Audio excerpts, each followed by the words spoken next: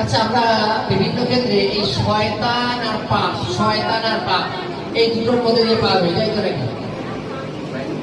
Hallelujah, hallelujah.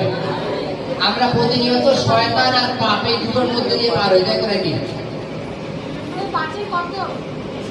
শয়তান আর পাপ এই দুটোর মধ্যে দিয়ে পার হয়ে। যেমন উদাহরণ, যে কোনো কাজ যদি অসমাপ্ত হয়ে যায়, আমরা কি বলি? শয়তান করতে দেয় না, শয়তান বাধা সৃষ্টি করে, তাই তো নাকি? আর আমাদের ধার্মিকতার পথে চলতে দেয় না পাপ। জানো তো, পাপ আর শয়তান দুটো আলাদা, তাই তো? শয়তান আমাদের পাপ করতে বাধ্য করে, আর আমরা শয়তানকে প্রশ্রয় দিতে দিতে পাপের মধ্যে কখন ডুবে যাই আমরা নিজেরাও জানি না। জানো তো, সিস্টেম দুটো আলাদা।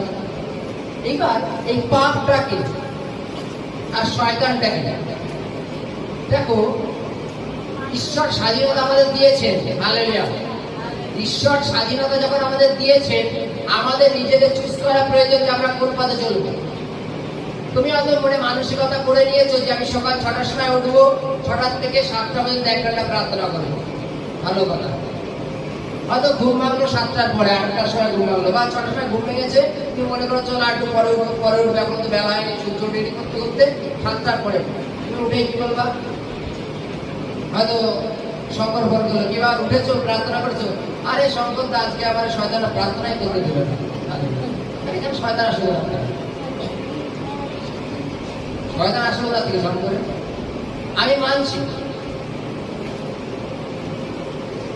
মানুষকে আরাম মানুষকে অলসের পথে নিয়ে যায়, আর অলস আস্তে আস্তে মানুষকে পাপের পথে নিয়ে যায়।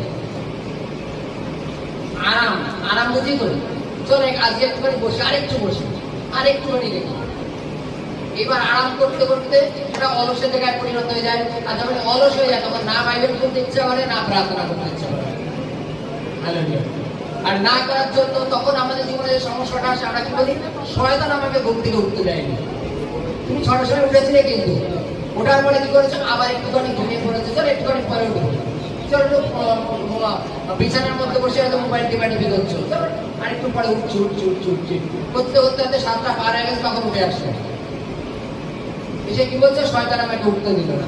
এটা কখনো না, এটা কখনো না।